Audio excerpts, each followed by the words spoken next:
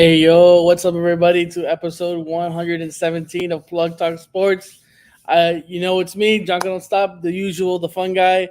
You probably don't see the regular other people because they're doing some other stuff, but that's okay. We got two new rookies in coming in today. If you can introduce yourselves. What's up, guys? My name's Alexis. It's a pleasure to be on the show. I'm glad you guys brought me on, dude. Hey, I'm Emilio. Once again, just like Alexis, I'm happy to be here. Happy to be part of the show. Alrighty. Usually we start off with positives and negatives of the week. So, what do you want to start off with, positives or negative? I'd like to take the floor real quick. All right. Um, This way. One of my biggest takeaways this week, I guess specifically in the NFL right now, is in the grand scheme of things, the Vikings' playoff hopes are very much alive. Emilio's going to hate me for what I'm about to say. He's going to hate me for even bringing this up. But Josh Dobbs was the answer to the Vikings' problems to bounce back as well as they have. Imagine this. Zach Wilson has thrown 5 touchdown passes this season. In the last 2 games, which he hasn't even played 2 full games. He's played maybe 1 3/4 of a game. Josh Dobbs has thrown 5 touchdowns in those 2 outings. Can you imagine that? They're 6-4 right now, especially a team that started, 0-4? And Emilio was telling me, we had this conversation when Kirk was under center. He was like, the Vikings record is better than they're better than the record reflects. And the whole time I'm like, bro, like Kirk's the man. I still believe Kirk's the man. I think he's he's a great presence. He's a great leader. But what Josh Dobbs has done for this team, not even on the plays, the pass or not prevails, dude. And that for me is the best story of the week, dude. All right. Emilio. And I'm more of a negative person, so I'm going to go with negative here, and I'm going to go negatives with the Chargers. A loss to a very good football team in the Detroit Lions, but I think they've proven to a lot of the NFL really that they can't win big games. If you look at some of their wins, it's against the Bears, the Jets, the Cowboys, no, they lost to the Cowboys. They beat the Vikings, which were going on a bad streak, but it's just really like they can beat the easy teams. They've proven that. They've proven that to the whole league, but they haven't proven anything to be contenders. They lost to the Dolphins, the Chiefs. They're losing against these good teams. So I think Brandon Staley right now, he needs to watch out for his job. I think really if you're a Chargers fan, you're worried about this team. You're worried about wasting Justin Herbert's prime. So if getting rid of Brandon Staley is the answer, I don't know. Let's not waste Justin Herbert's prime. Okay. Well, for me, positives is gonna have to be. It's gonna have to be, I guess, college basketball coming back tonight. just beat locally FIU in men's basketball. It was a close one. A lot of turnovers today, but that's okay. Doesn't really matter. But is 3-0 right now for basketball. Doesn't reflect the football team, but that's just a negative. We leave that in the past. We're gonna get into that later. But alrighty, let's head into some NFL. What are your thoughts on this past NFL week? I'll let Emilio take the floor on this one too, because I know he's got a brain for it. Yeah, we know Well, you want to talk. I'm just gonna say, what a week for kickers, right? 5 game-winning field goals, which is huge throughout the league. I say congratulations, kickers. I think it's really showing how competitive the league is now, especially the AFC, right? You have the Bengals, who are currently the 8th seed right now, which is crazy to say because the past couple of years they've made it to the AFC Championship, they made it to a Super Bowl, and to see them as an 8th seed losing to the Texans is crazy. I feel like we need to see how competitive this AFC conference is. You have the Browns, the Ravens, the Steelers, who, Mike Tomlin is doing his job, keeping this team above 500. If there's anything he's good at, it's that. They're winning tough games. The Dolphins, the Raiders winning a close one against the Jets. I think this AFC conference is time in and time out showing that is the better conference. It's a very competitive conference, and if you're a team in the AFC, you shouldn't be looking for that wild card spot because there's no guarantee. You should be gunning for that divisional spot. For me personally, I think the biggest storyline of the week is that the AFC is still wide open. I think especially this week, considering the fact that the Jacksonville Jaguars just took an L, which is crazy. They were on, I want to say, like a 5-game winning streak. They were tearing things up, I want to say. Then you come into a 49ers team that's coming off a 3-game loss, coming back from a bye week. You're having time to, like, I guess, readjust your priorities. Brock Purdy, boy wonder, one other guy that I love to root for, underdog of the century, Mr. Relevant at this point, coming into a game where you would expect it to have been a lot more of a close contest. You have Brock Purdy throwing out an absolute unit. Unfortunately, Christian McCaffrey was unable to keep that streak going for another game, but 17 games is nothing to sneeze at, dude. That's a good time, but to blow them out as much as hard as they did, 34-3, that is a wild statement. Pause. But also just like another storyline that I was really a big fan of. I think CJ Stroud might have just entered. Forget the offensive rookie of the year conversation. He's practically got that on lock. Unless Puka Nacua has another fantastic stretch of the season, this will definitely go to CJ Stroud. He might have even entered the NFL MVP conversation. I think he is.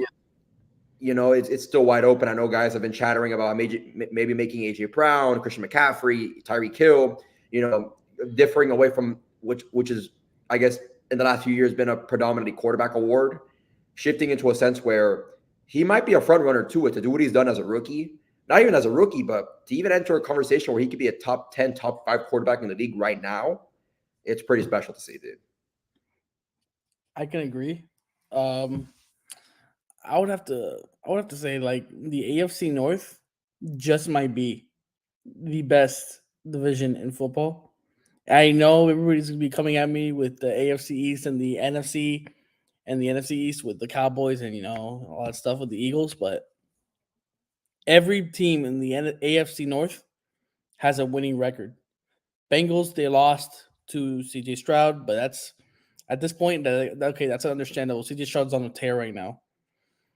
Cleveland Browns, they showed that I think they have the number 1 ranked defense in the league. If I'm not correct, I think that's what it is. Pittsburgh 6-3, Baltimore for losing. Now they put Pittsburgh in a way that they could take the lead.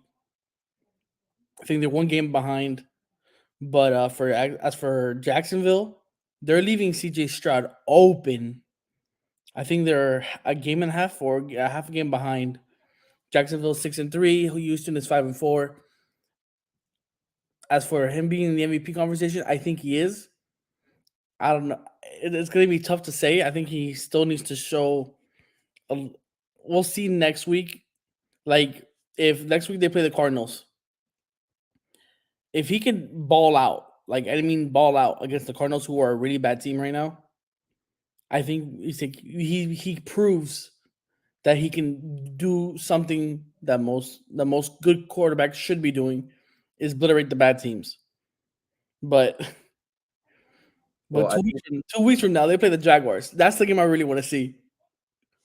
As for the Jaguars, their offense is a little bit sus. I know I like Calvin Ridley, but Christian Kirk, for me, I've never liked him. But you got something to say? To your credit, I mean, I agree. Good teams should always try to beat bad teams, but the volatile nature of the game, of the NFL, the way the league works, I think any team on Sunday has a chance. That's exactly what I was going to say, Emilio. He knows me too well right now. Any team on any given Sunday has a chance. I think the Pittsburgh Steelers, frauds. Forget about them. Get them out of here.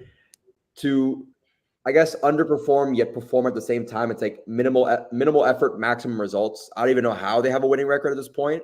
I think bringing the Cardinals back, Kyler Murray coming back under center has been huge. I think to have done what he's done. I don't know if they're not in a position where they're going to be competitive anytime soon, but to round out the season, I guess with a little bit more confidence, knowing that the guy they've invested so much time and money in is not going to be a waste of money. I know they've had their quarterback troubles the last few years, especially at the beginning of the season, cycling through guys like Colt McCoy, Josh Dobbs eventually, and now back to Kyler.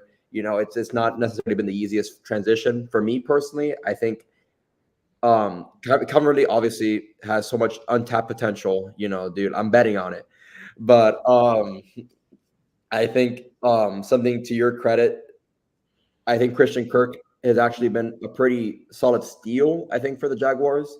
I know he doesn't have that name brand, sort of thing. He's not a Devontae Adams. He's not a Jamar Chase. He's not like one of those big face guys that I would spend that much money for. And me and Emilio have talked about it. And I guess the deal itself is very economic for the way it's for the way it's structured and the way it's designed over the next few years. You're not paying him too much compared to what you would other pay like a more upper echelon receiver. And I think Tyreek Hill's being paid $30 million compared to his 17 or around that. I think it's a good price tag for him, definitely. I personally think that I think the Jaguars are missing that wide receiver 1. I would put Ridley at 2, Christian Kirk at 3, and you need a star receiver, somebody that you know for sure that if you throw it up there, they're gonna get it. Tough ball catches. They can make some in out routes. Somebody that will just moss somebody when you need it in the end zone. I think that's what they're missing. They need something explosive to match Trevor Lawrence's arm, and I think they don't have that, which is why we see the offense being so stagnant. But that's just me. I really do think you have to wait and let Calvin really come into his own fruition. I think a year away from football can do a lot. And right now, it's his first year back in a new system with a new quarterback. He is a undoubtedly very talented receiver. So I think he can be that X receiver for Jacksonville. That's why they brought him in. That's why they're gonna pay him a lot of money. And I think Christian Kirk is that perfect slot for Trevor Lawrence. I really do think Jacksonville has done a good job building around Trevor Lawrence. Now it's just doing it, executing everything that they've done. And I think also, Emilio, to what your credit is, I think the Jaguars have all the necessary pieces. I think the way their offense has developed, I think Doug Peterson has done a great job so far with the way he's managed the team and the way he's taken that, I guess, the vision. The vision is like we talk about the Dolphins being such a speed-heavy team. The Jaguars have the same amount of wheels. I mean, now a breaking news story that has just come out about the Jaguars, which might affect the way things operate around there. Wide receiver Zay Jones has just been arrested on domestic battery charges, which puts a pretty heavy dent in, I guess, their system and the way they're going to run things for now. Is it necessarily the biggest hit? That's, time off to say, but you have other guys like, Evan Ingram, Travis Etienne, former Gator alumni, go Gators. Christian Kirk. You have guys like not Gators. Travis Etienne. You're thinking of the brother. Oh, I'm talking about Trevor. My bad, dude. Jesus. We have his brother playing here, and he's every bit as good as his brother is. So, that's my fault, unfortunately. But I think for the Jaguars, losing, I guess, any receiver that's good enough to step on the field on any given Sunday is still a valuable piece of your offense. So lose that, especially to something external. Something that's not necessarily football related, injuries, mishaps within the system. That's, I guess, part of the game. You kind of want to avoid that as much as possible, but to a certain extent, it's always going to happen no matter where you go. But to, I guess, lose your chance to make an impact on your team based off what you're doing off the field, that's not really reflective, I think, of the culture the Jaguars are trying to build right now. Now, I know we're in South Florida, so I want to know. The Dolphins are coming off a bye week. They're heading to play the Las Vegas Raiders.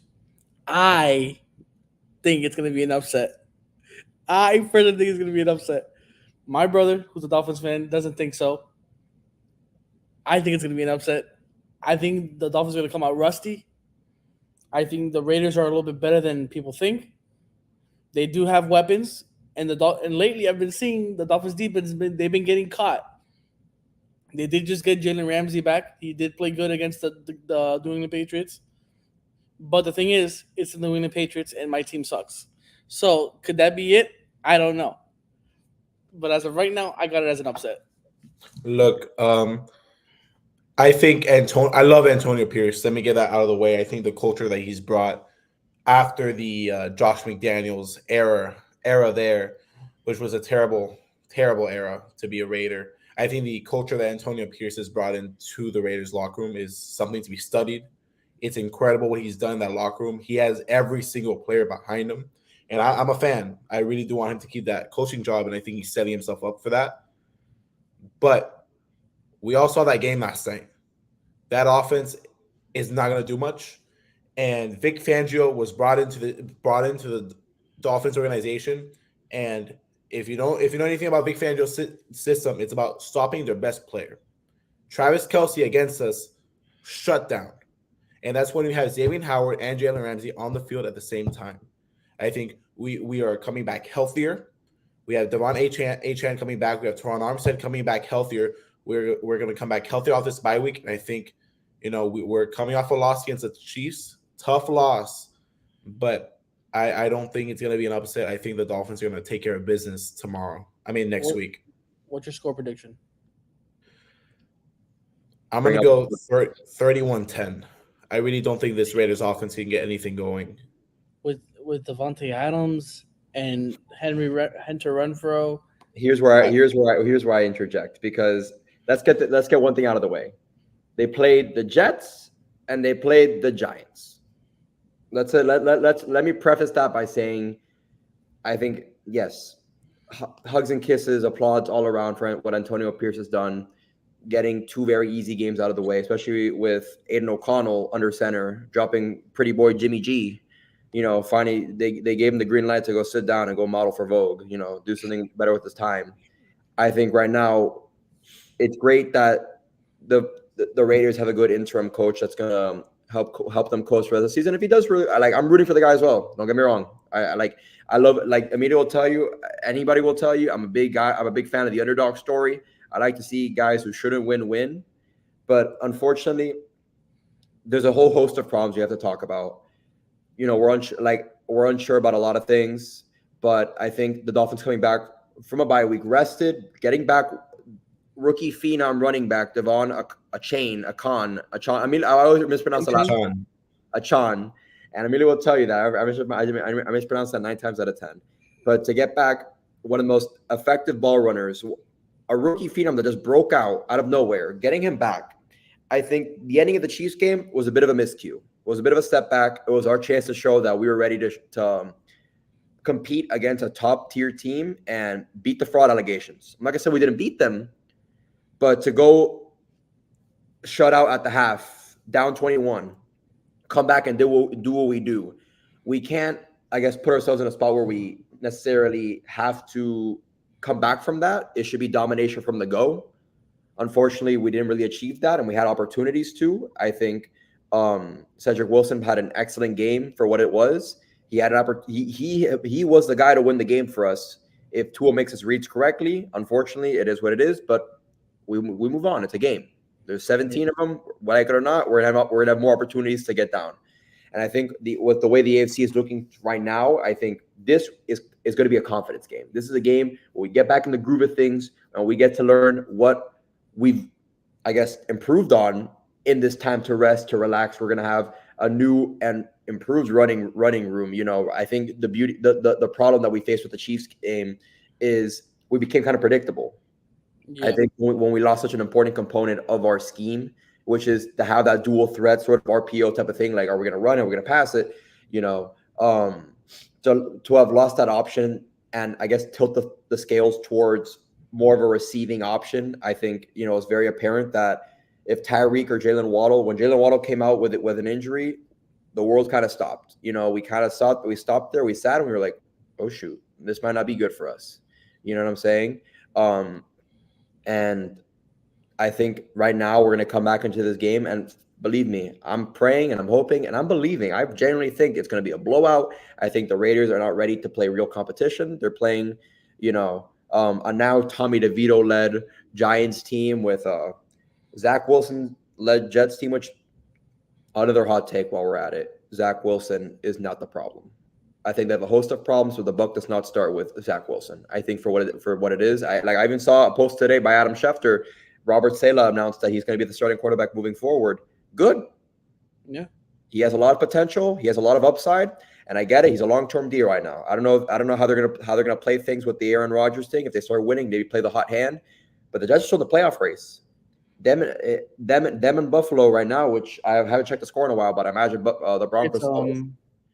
say right now, it's 15-8. Buffalo has the ball on their own 42. If the Broncos take this, the AFC the AFC East is there's still a chance for second place. They both have an opportunity to take what could be theirs. Ultimately, it's going to be more of a test of who can, I guess, push it out for the rest of the season. But even for the Dolphins, we play well, we play smart. We don't have an easy schedule coming up down the road, but I mean, I don't think there's ever going to be an easy schedule in the NFL. But I think what we have going forward, especially we have some big games on Black Friday. We play the Jets, which should probably be more of a confidence game than anything else. I think more for the Jets than us. They need to get their swagger back. We need to continue building on what we've built on. We can't just be a team that's okay. We're good enough to do a little bit. We're good enough to beat the Broncos by 70, then lose to the Eagles. By however much. It has to be complete domination from here to there. We can't just let up just because whatever we didn't play well enough. Because come playoff time, there's not going to be our space for that anymore. So what would be your score if you got the Dolphins winning? If I got the Dolphins winning, I want to say I would probably give them 28-11. I think I think 11. That's a weird score. 11? the score got me if you think about it. Just How got how do you score 11? Field goal, touchdown, 2-point conversion. bang. Okay. He's just my math guy, dude. He knows what it is. Damn, go for a 2-point conversion. All right. I think Feeling risky. the last ditch effort. Aiden O'Connell. Throws one in deep in the back of the end zone to Devontae Adams to cut the score down to 15. Okay. Then the game. So before we head into our next topic, I just want to go through the next week's games, and you guys just tell me if it's going to be a W for who, and then we'll head into the next one. All right. On Thursday night, big game, Bengals versus Ravens at Ravens. Both. Go ahead. That's going to be a big game, and especially division rivals. Who will take it? Both teams coming off heartbreaking losses. I think the Bengals take this one. I think the Ravens have been dominant all year, but I think the Bengals, it's time for them to start getting back on track. I can agree with that because I think T. Higgins is coming back this week. So that would be another weapon they could use. But I guess he has Very close game though. Could go anyway.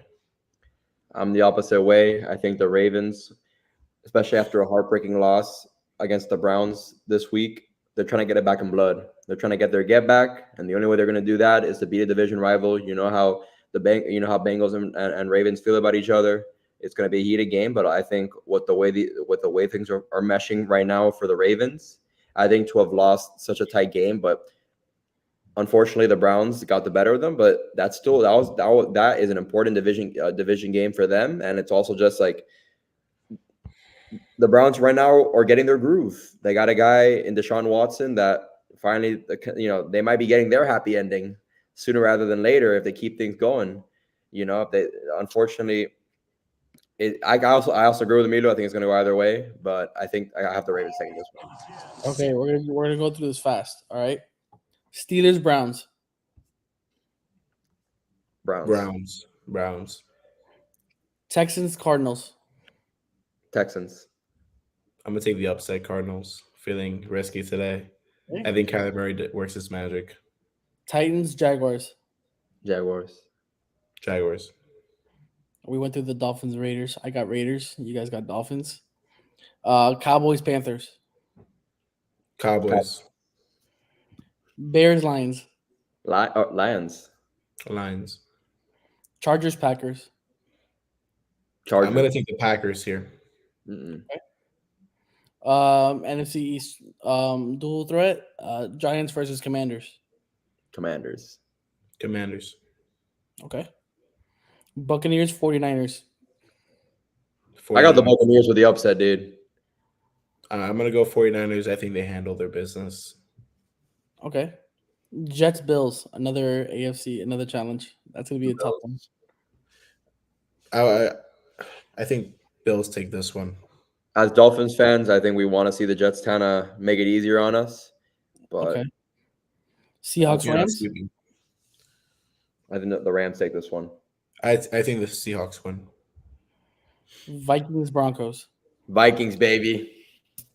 Well, Broncos are up 15-8 right now. I'm gonna go Broncos. Damn. All right. And Getting then risky. the Super Bowl rematch on Monday night, Eagles Chiefs. Eagles take this one. Chiefs. The Chiefs have does not look like the same team they were last year. Okay. Well, now we're going to be heading into the college football. And I'm going to give you the rankings and tell me if you guys agree or disagree. But I'm going to read through them right now. As of right now, the AP top 25 are Georgia, Michigan, number 3, Ohio State, 4, FSU. I hate to say it. 5, Washington, 6, Oregon, 7, Texas, 8, Alabama, 9, Louisville, which does come up to play them this week. 10, Oregon State, 11, Missouri, 12, Penn State, 13, Ole Miss, 14, Oklahoma, 15, LSU, 16, Utah, 17, Tulane, 18, JMU, 19, Arizona, 20, Notre Dame, 21, Tennessee, 22, UNC, 23, KSU, or Kansas State University, for anybody that doesn't know, 24, Oklahoma State, and then 25, luckily enough, they're 10-0. I think they're Conference USA, which is the same division as the FIU, Liberty. Those are the rankings at the moment. What do you guys think? Well, if I can get started, this is something I feel very strongly about. I do not think FSU should be in the top 4. Alexis could be the first one to tell you. I do not cheer for any particular college team. There is no bias here. I think if you look at the opponents they faced off against, their biggest win coming against LSU, compared to what Washington has done this year, they've been dominant. Wins over USC, Oregon, just dominant wins throughout the year. There were some close ones, no doubt about it, but you're beating tough teams and you're 10-0 right now, undefeated in the Pac-12, slated to go to win the Pac-12 championship. And look, I think if they win this week, handle their business, and even if they lose in the Pac-12 championship, I think they deserve a playoff spot because they've been that good this year. See, the thing is with me, I like Washington. I have no opinion about Washington. But the thing is, I just feel like Washington right now feels like last year's TCU, where like any year before this one, they were irrelevant. One year, everything lines up. They're having a really good year. They get put into the playoff picture, and then they just drop the egg, and then that's it. They're forgotten. They're looked as like, oh, how could you possibly put them in in the playoff picture, because they never deserved it, and they get obliterated by either Michigan or Alabama or Ohio State, however it comes out to be.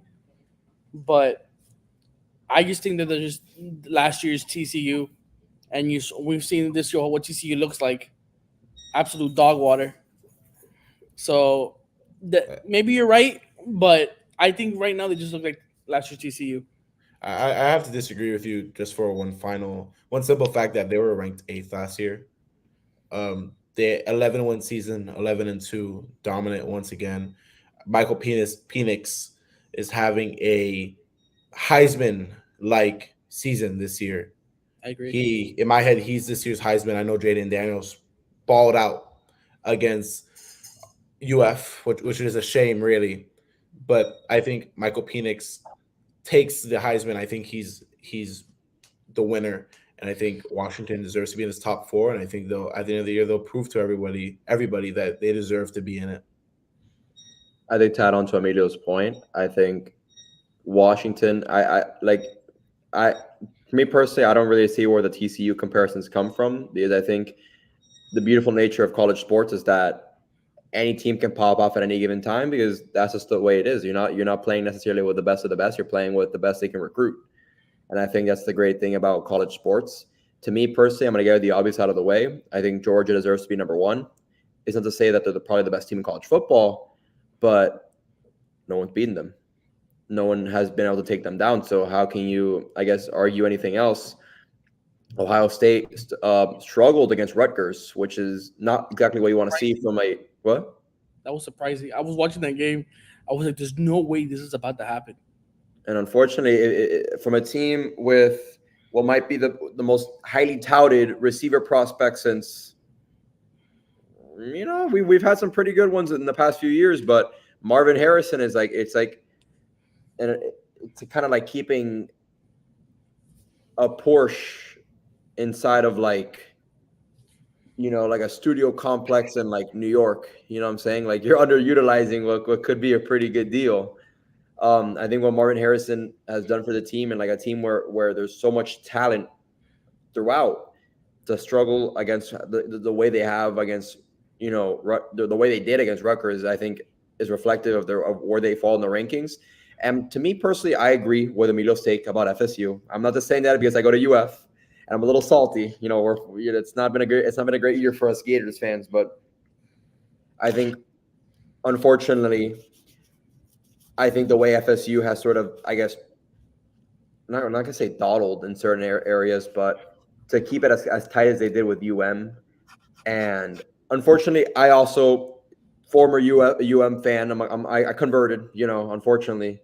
Wait, Um, but you converted because you go to I UF, or because I had to go to college. okay, okay, okay, When in Rome, do as the Romans do. okay. So for us, it was a little hard, but I think also Emilio will also agree with my take when I say this, that had the talent to go far this year. They had all the pieces, they had everything, but the problem is you make one mistake, things start to slide, things start to go down. I don't know about go far, but maybe stay ranked. The college football playoffs is that's not this year for It's in the near future But I with the Yeah, think, way baseball. but I think I think Mario Cristobal slander. I think what people have forgotten, I think, about building a team and building, I guess, a chemistry that goes along with it, is that it takes time. It takes time, it takes effort, and it takes a lot of dedication. The culture of a team is not going to get turned around in 1 year. Unfortunately, the Raiders team, if we're going back to NFL really quickly, is still the same Raiders team, under new management. Pardon our fairy dust, pardon our pixie dust, but unfortunately, with the way I guess UM fans have received Mario Cristobal, high expectations.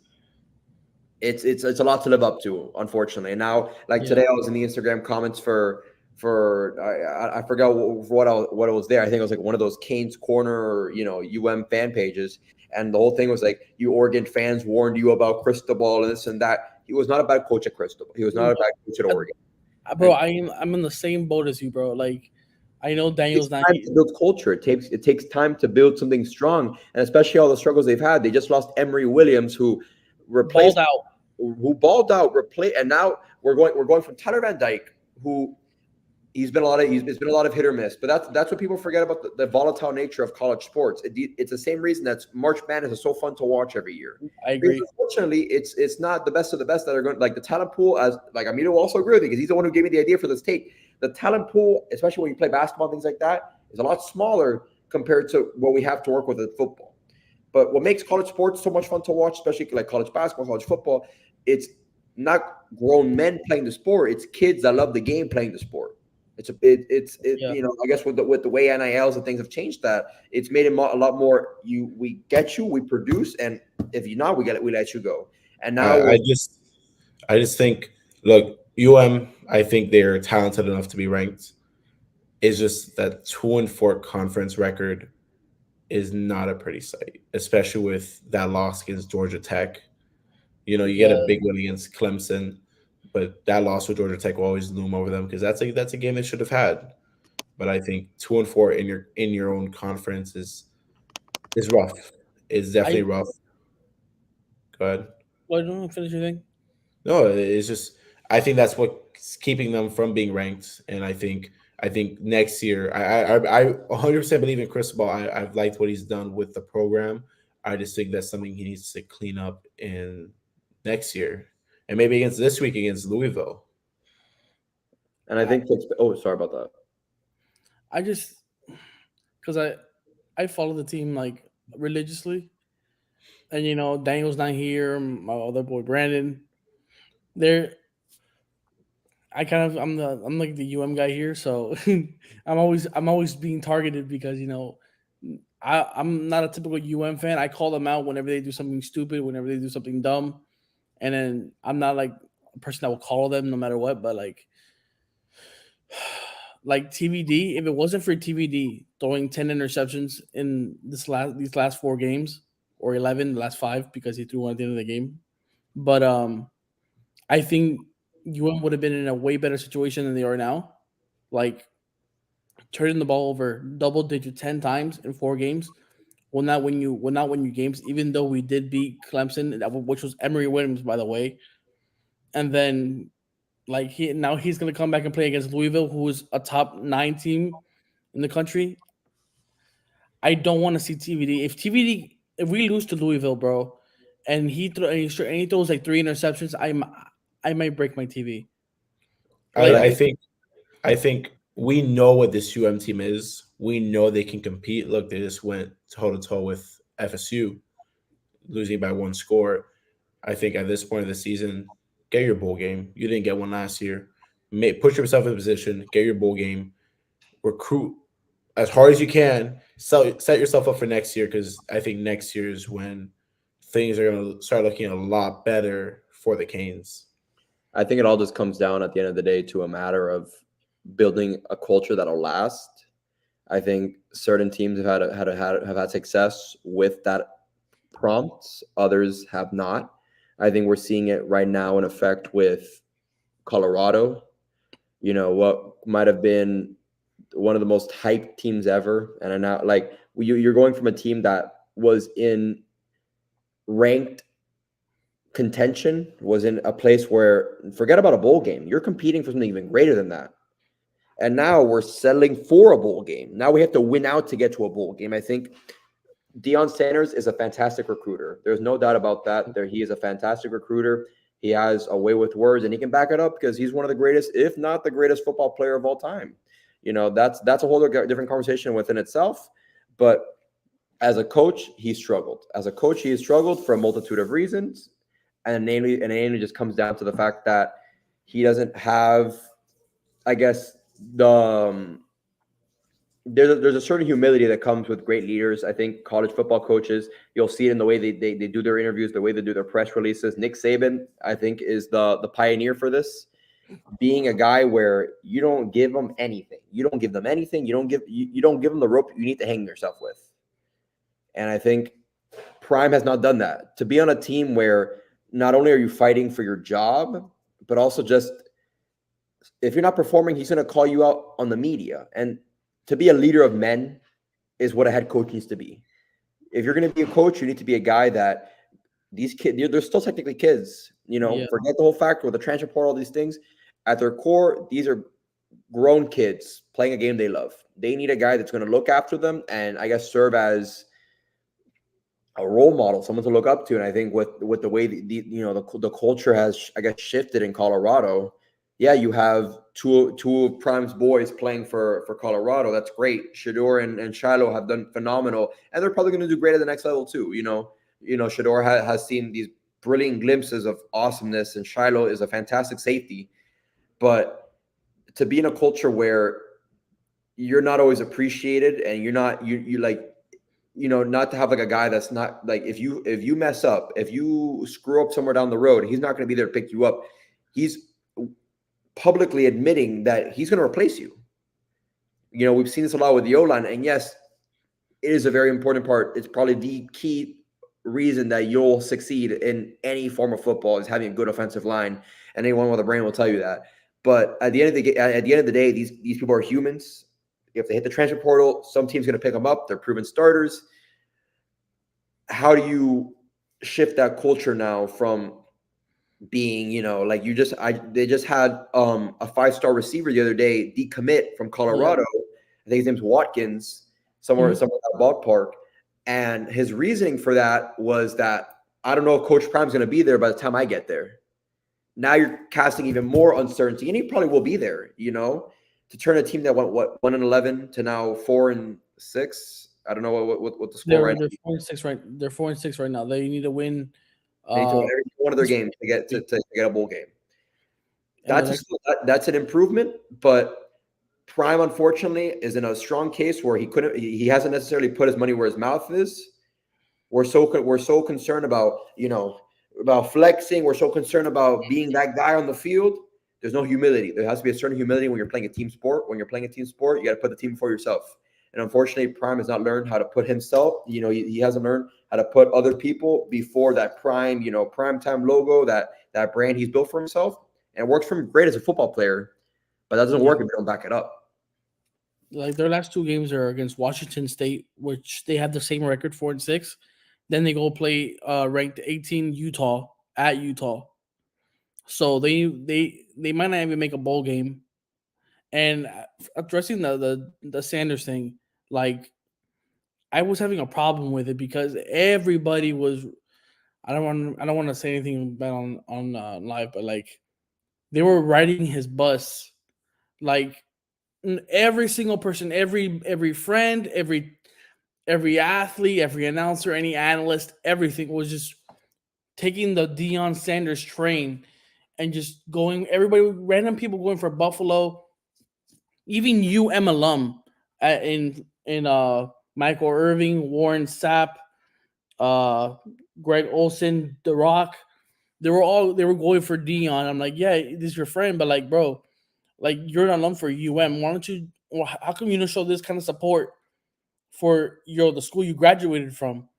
Like maybe we can get some good recruits, and maybe like can come back and be in the national picture again. Like, where is this kind of support? That's what triggers me. And everybody just all of a sudden goes from not going for Buffalo to going for Buffaloes. Like it really is triggering because it's like, buddy, where were you last year? Like I understand Deion Sanders is Deion Sanders. Forget I understand that, but like for example, I follow recruits from high school. Cormani McLean, he was the number one ranked cornerback. He's from South Florida. He committed to Miami. He decommits and then goes to Colorado, and all of a sudden he doesn't get any playing time. It's like, gee, it seems like they promised you something that they weren't going to give you. So To add to that, well, what Coach Prime said, he wasn't putting in the work, and I agree with Prime not giving him the playing time. But the big issue I have with that is airing that out to the public, letting that's everyone that. know that's my biggest problem. You're gonna discipline your player because he's not putting in the time, he's not putting in the effort as everybody else. Deal that in house. You shouldn't be airing your dirty laundry out to the national media because how's that gonna affect him now? It's a bad look for Dion. It's a bad look for Cormani. And how does that affect him mentally? That your own coach is calling you out on national TV. Yeah, it could encourage him to I need to be better, but it could also mess him up, and that scrutiny is not for everyone. Yeah, like if you're gonna put like if I did something bad or I did something incorrect, or I'm not working as hard as you think I should be, pull me aside, point it out to me, or address me in a week. I go to your office and you tell me what you need to tell me, but don't go out in the middle of the media where social media and television gets out of hand, and it gets overwhelming at times, especially when it's negative information about you. You can be a little bit like, damn, bro, you did me like that. Like I'm supposed to trust you with my body that I'm going out to go play, and you're the one, like you're the leader of the team. So it's like it doesn't really help much. But as for college football, that's gonna be it. But now we're gonna be heading into something that I like to talk about, and I got plenty of stuff to talk about. It's gonna be the NBA. So I got a problem. I got a problem. Now, as for the Heat, I know they're I think on a 4-game, 5-game win streak. But like, I need to hear from you guys. Do you guys actually think the Heat are contenders or pretenders with this new roster?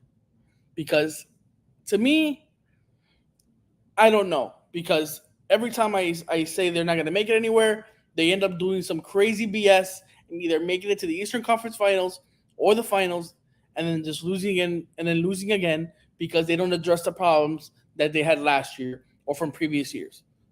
What do you guys think? I think to start things off, I'm gonna go ahead and label them right now potential pretenders. I think, unfortunately, the way things have worked, or not unfortunately, I think for fortunately so far for the way that things have worked out for the Heat, they really do have probably one of the best cultures in the NBA. They liked it so much they even put it on a shirt. Like that's fantastic for them. Unselfish, most fierce, whatever you want to call it at this point. But at some point, we have to start making moves. I think another off season of praying and hoping that this Heat culture is going to carry us to another win. And now we're out. Tyler Hero's out with a grade 2 ankle sprain. Mm-hmm. Before then, I think he was in heavy contention right now for MVP talks. It might be a refreshing change of pace compared to, the usual Steph Curry hype train. Which, by the way, at 35, that's fantastic. Let's call it what it is. But I think another offseason of Pat Riley not making any more moves. The Godfather right now is banking on another, late push to the playoffs and winning off the power of friendship. Where it's going to take you. Like, unfortunately, and we saw it at the beginning of the season. Like, I guess have struggled the way they did, and yeah, they're picking up the pieces little by little, but let's call it what it is. Eventually, we have to be bold. We have to say, okay, now's the year to win because Jimmy's only getting older. He's not getting any younger, dude. Unfortunately, especially when the star of our franchise is an aging vet who, regardless, is one of the I guess all-time fan favorites. I think he's cemented a spot at what he's done for the program, and the culture himself has been great, fantastic. And we got Triple J now, fantastic. Probably one of the best rookie prospects that we could have gotten. But at some point, we have to make push. We have to make a pull for someone big. Damian Lillard would have been a huge, huge, huge piece. And we had the ball, and we ripped it, and we tipped it, and we fumbled it, and we just let it roll into the Bucks court. Is it our fault? Who's to say? Were we in the lead for it? Same with Donovan Mitchell. Who's to say as well? Unfortunately, there's only so much friendship can do for you. The power of pure silliness, the power of pure, high fives and coffee can take you, but I don't think the success is long term, and I hope I'm wrong because I'm a huge Heat fan. We've been connected with the program for a long time, but let's call it what it is. Before Emilio goes, I think another problem that the Heat have is that they just try so hard during the regular season and then they have to try even harder because, like, okay, they kind of conserve their energy during the regular season, and they end up being like a 6 or 7 seed, and maybe a play in like last year, right? And then they end up having to like work so hard to like move their way up through the playoffs, and not having home court advantage in the series kind of hurts them in a way, and so they have to work even harder and harder through every series, which is bad because Jimmy, like you said, is not getting any older, and then it causes injuries, like we saw with Hero this past season. He was out, he couldn't come back, so that's just a problem for me. I just think that Jimmy needs to. I just don't know what else to do. Like maybe make a big explosion at the trade deadline, but that's all I can say for as of right now. Like for me, but go Emilio. I know you got something to say. I'm a huge Heat fan. I'm always going to believe in this team, even though when times are toughest. So it's hard for me to call them a pretender, but it's hard for me to call them a contender too. I feel like we are in that gray area right now. I feel like we don't know what we are as a team. We had a very rough start to the season. Now we're on a 5-game winning streak, but if you look at the 5-game winning streak, it's against not the best opponents. You have the Grizzlies, the Lakers, who they still have LeBron, but they have a losing record. It's not the best opponents. I just think it's very inconclusive. I do agree with Alexis. The inaction this offseason might be detrimental to the Heat. You know, Jimmy Butler is what 34 now, 33. He's only getting older. Bam Adebayo. I know it feels like we've only had him for a couple of years, but you know he's getting older at the same time. I don't know what Alexis on was on about Tyler Hero MVP talks. I don't know what that was about, but This I feel like how Emilio you know gets. Dude. I feel like yeah, this Heat team maybe as good as they were last year. We did lose Gabe Vincent, Max Strus, but everyone else around us is getting better, and I feel like that's been a trend for the last couple of years. You know, with the Bucks a couple of years ago, oh, they traded for Drew Holiday, they got better, they won a championship. Now they're trading for Damian Lillard. Now you have the Celtics always making moves. They just traded for Kristaps Porzingis this offseason. They're always trying to get better. While the Heat, what's happening? We traded for a Walmart version of Kyle Lowry. Sorry, that was me. But Kyle Lowry isn't his former self. I feel like yeah, we signed Thomas Bryant, we signed Josh Richardson, we had some depth, but is it enough to put us over the edge? And I last year was some of the craziest turn of events I've ever seen as a basketball fan, as a Heat fan. So I'm not comfortable calling them contenders. I'm not comfortable calling them pretenders. So I'm just gonna go yes. That's my final answer. Now I know that if you don't know me, I got mixed opinions on some teams, but as of right now, who is the number one team in the NBA? And I think you're going to say the Nuggets. I don't believe that, but who do you think? Before I say mine, who do you think? Whichever one of you guys can go. I'll let Emilio answer this one first because we might have conflicting opinions on this one. Look, I know you don't. I think it's the Nuggets, but I think they're number one. I think they're number one until somebody really knocks them down. But somebody else I want to bring up is the 76ers. I think the 76ers are dominant. I think this it is on top of the Eastern Conference is Celtics, but I think the 76ers are there. Joel Embiid coming off an MVP season and Tyrese Maxey, who's going crazy lately, dropping 50 recently. He's turned into a star. I feel like the 76ers have an opportunity this year to do something they've never done before and maybe even reach the conference finals or even maybe reach the NBA finals and win it. I think they're a team to watch out for, but I think the best team is the Nuggets. Jokic is the best player in the world. They have such a good team. Their height is something that you always have to talk about. Their height at every single position. It's the Nuggets, and I don't think it's close.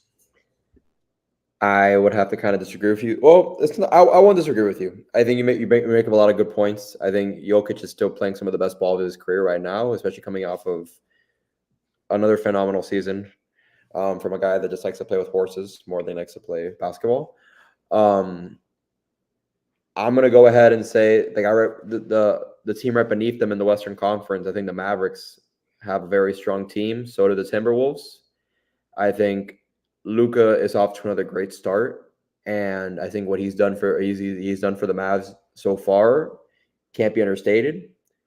With that being said, I think Anthony Edwards, low key, is he's cooking over there. We're that's not the narrative right now, but some sleeper picks. You know, I think they do a great job. You know, they're coming off another great win against um, you know, Warriors. they beat the Warriors, I think, by 6 points the other day. I think last night actually. Yeah, Uh, 116, 110. you know, now you're heading into another rough game against the Warriors, which they're still going to give you another run for your money. I think it might not be the cool trend right now because especially it's so early in the season to say.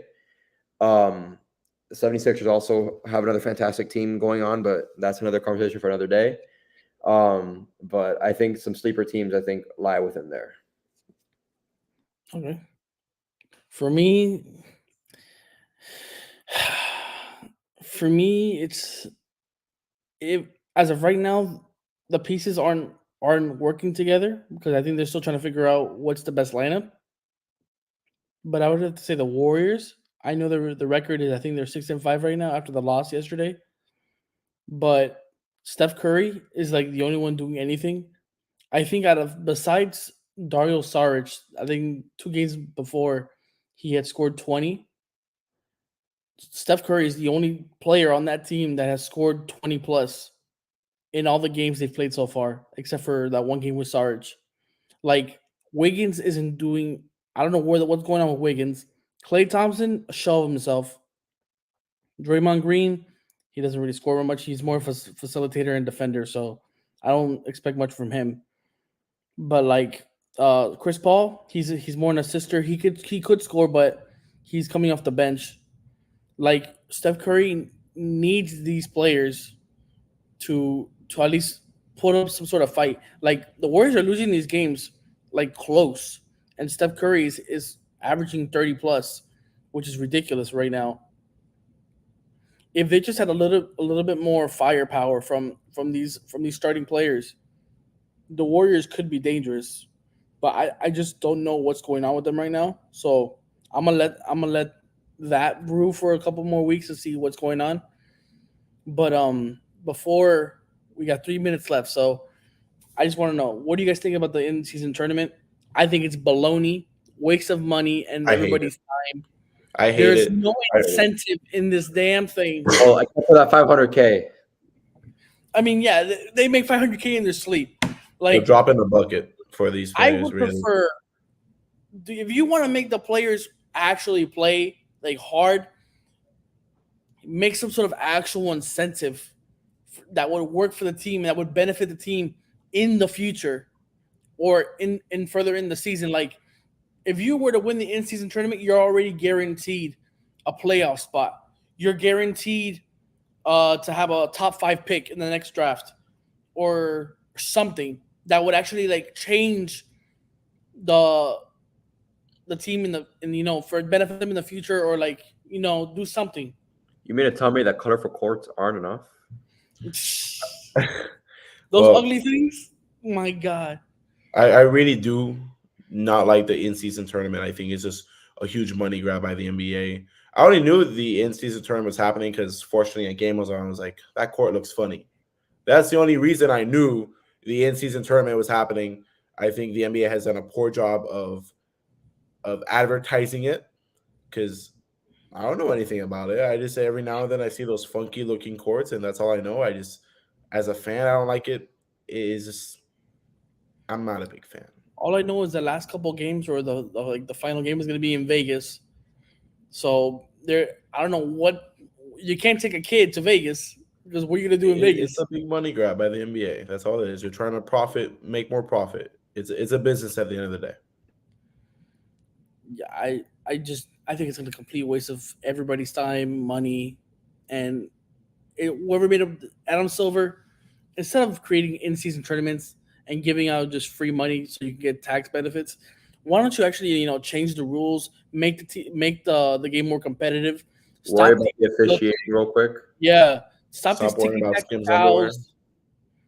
fouls. Why don't you enforce some flopping on LeBron's end because LeBron likes to flop like more than a pancake on a skillet, bro? Like seriously, Don't talk about my precious Le King. I'm talking about my you Pookie mean the bear. choke? Um, but as of right Nigeria's now, king. like I I, I just don't like the in-season tournament. So that's gonna have to be it for this episode of Plug Talk Sports. Follow our socials and have a great rest of your night and support the troops.